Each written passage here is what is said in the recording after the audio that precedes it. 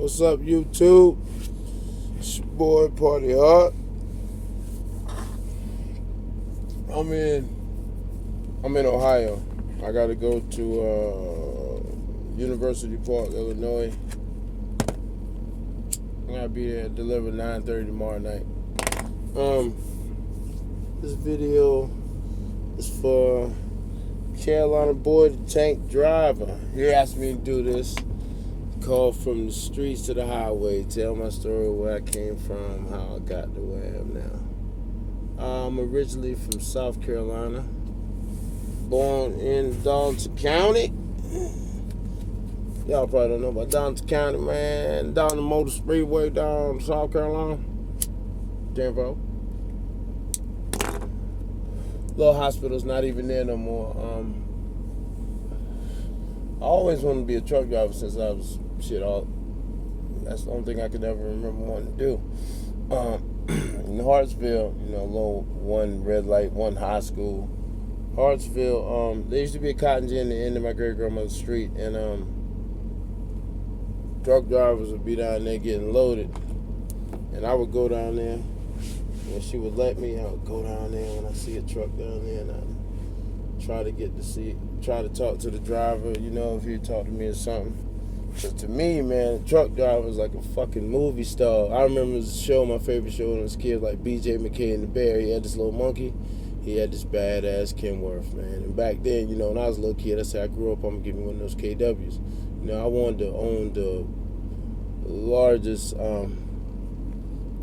black trucking company in the world. When I was a kid, that was my dream. I was like, no drinking, none of that. I started reading that CDL manual, man, when I was about 14, 15 years old. And I've always been fascinated with trucks, man. It's always been a passion of mine. Just to hear those things go through the gears and the Jake brake. I always love that shit. But life didn't go that way for me. I planned when I was 21 to have my CDL and be driving, but shit got kind of fucked up for then. I moved to Columbia when I was like 12 years old, and with my mother. I wasn't with my great grandma. My great grandma, we used to call her mother. My younger cousins call her nanny. The older cousins call her mother. The younger cousins call her nanny. She was great grandmother. My mama's mama's mama. And man, to me, she just passed away this year. God bless her soul. She was my mother, my father. She was my everything. I lost her, man. I lost my everything. And I'm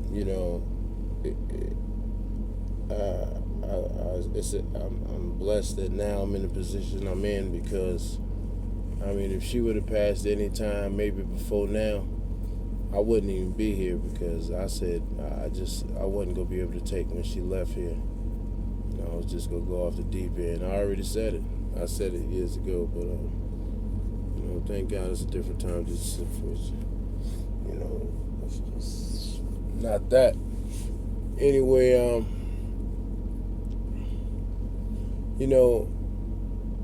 my young adolescent years, when I moved with my mother, and my mother worked a lot, but it was different. My father wasn't there, and she had different people around us and shit, and had babysitters and all the bullshit, and I watched us a lot, and so I kind of did a lot of shit on my own. My uncles was fucking base heads, and they wasn't worth a fuck. I kind of hated the niggas, man. My father wasn't there, and here these niggas are with their kids, and to me, they fucking destroying their kids, man. I wanted to take my uncles and blow their fucking brains out. I thought that their kids would be better off with them not around. Because I loved them kids so much, and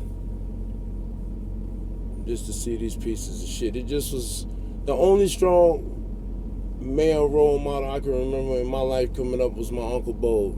God bless his soul. Uncle Bo was like, forget about all that shit that happened with Bill Cosby. I'm talking about a real life Bill Cosby, man. He put 4 kids through college at his house. Worked the same job for like 30 years. Just the only person in my family that I knew that was on some shit like that. Like my mom and her brothers was all fucked up. Like my mama worked, but my mama used to fucking shoot cocaine, man. She almost OD'd twice. I mean, it got so bad to the fucking point where, bro, my mom would give me like $100 and shit. I'd go get her like 12 bags of coke, and she'd give me $5 to go get me a bag of weed. This is what I'm doing at 14. I'm taking my sister with me to ride on the bus so my sister can be with me. Like, this is what I'm doing as a kid. Like, so my mama won't be in the street. Think I'm protecting my mama from being in the street, and it's so fucked up. A lot of people not go understand that, and a lot of people go understand that because they might have been there, but they might have known somebody who been there. You know what I'm saying? But I mean, on some real shit, that's just how it was. And I had to grow up fast.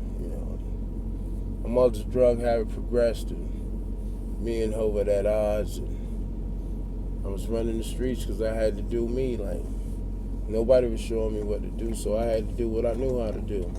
So I had to do me, and I did me. I played in the streets, and I made sure my sister had shit. My great grandma told me, she said, "Boy, always watch out for your sister." My great grandma, the one I really respected about anybody that said anything about anything, great grandma, my Uncle Bo, God bless his soul, the only people I really respected to hear the fucking thing they was trying to say.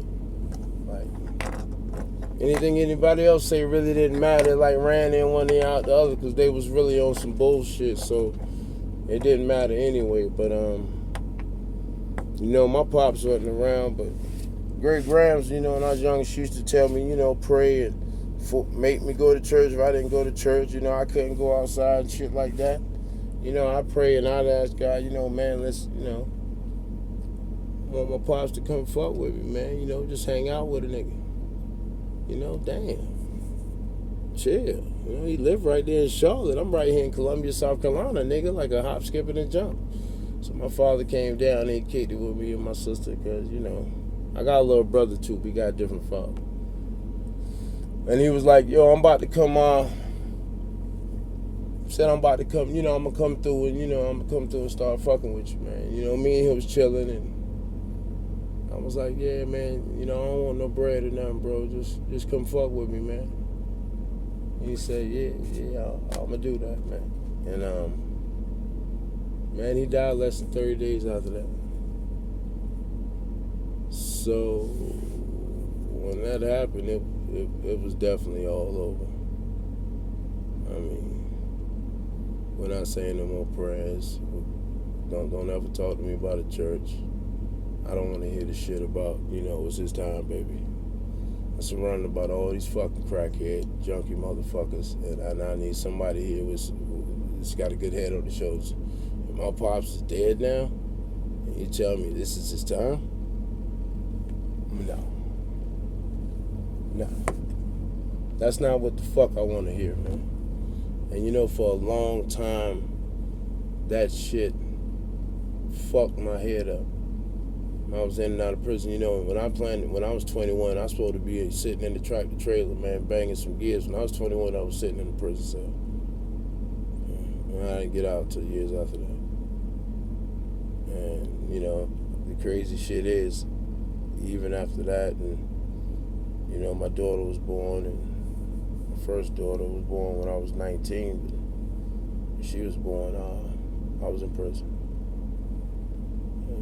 I spent a lot of my younger years in juvenile jails. Got my GED in juvenile jail, and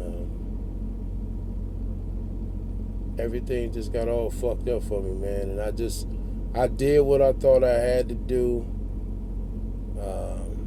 When my daughter was born, I definitely just tried to be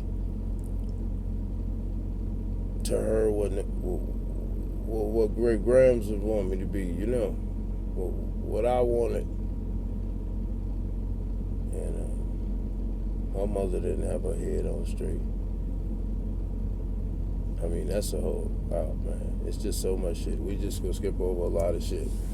We gonna skip over and just give it snippets of certain shit, because whole nother story. But at the end of the day, I ended up, I went to prison, I came home or whatever, and got myself together, and got a good job. I started out making $8.75, and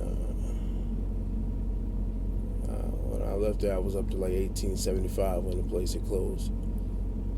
Man, my 21-year-old daughter now, when she was 9, she was taken into custody by DCF. I went to South Carolina and was awarded full custody. And she's been with me. She's still up in Connecticut now. She's in college now.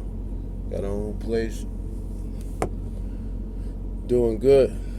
And I'm glad to be here for and be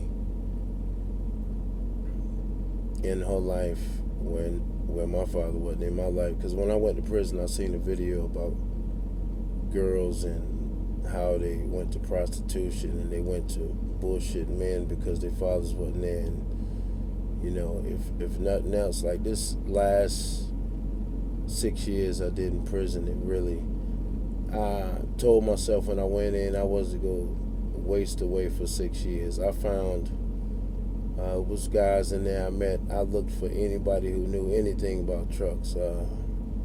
I met so many owner-operators in prison. I can't taking chances with to try to go on the other side and put some drugs in there, and they lock their motherfucking ass up. But all the information, man, I would just walk with those guys and just soak up the shit they was telling me like a sponge. And I had it set in my head when I got out. After I did that 6 years, I was like, yo, I'm going to get my CDL, man. I don't give a fuck what I gotta do. I'm gonna get my CDL. And when I came home, I mean, it was hard as fuck. I was on parole, and parole officer was fucking with me. And he had me doing all type of shit, and school was fucked up. And then he made me live in a fucking program, and they was doing all type of dumb shit. School, it took me like basically 3 years fucking with school. Going, stopping, and coming back, and I can't say that I came home and I was going all the way legal, because I was trying to get a job, but I couldn't. I still was bullshitting, so I was trying to make it.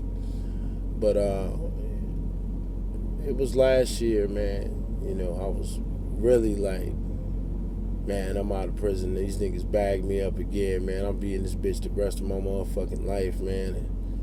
And my kids just like, when I seen my youngest daughter, my baby girl, 14, when I came home and I seen her, she started crying. I was like, what's wrong? She was like, if I walked up on you in the street, I wouldn't even know you. And that was fucked up, man. But a nigga been gone 6 years, man. I've been in the Fed, man. Like, you in all different states all across the country. You don't fucking see nobody, man. Then I was bugging out. You don't get to see nobody. When you bugging out, they ship you way across the country. I was everywhere. Texas, fucking out west, Colorado.